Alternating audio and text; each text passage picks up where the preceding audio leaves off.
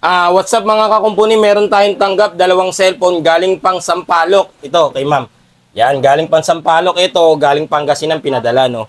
Ang sira nito ayaw mag-charge. Pero upon checking, charger niya lang yung sira. Ayan, dinayo tayo ni ma'am para bumili ng charger.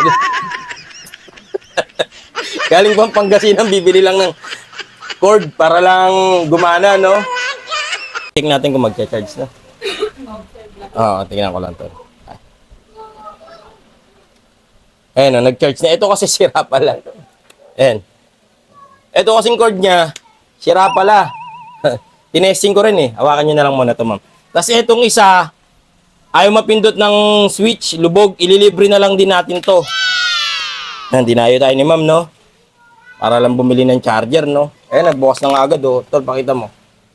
Cord lang sira. Hindi nila tinesting doon. Nag-try po kami pero ayaw eh. Ayaw eh, sa akin nag-charge agad, mami.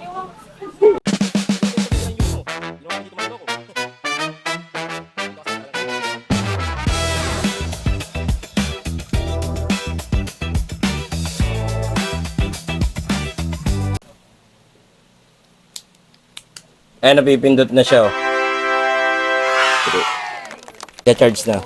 Tapos napipindot na rin siya, hindi na lubog. Ayan. Pipindot na.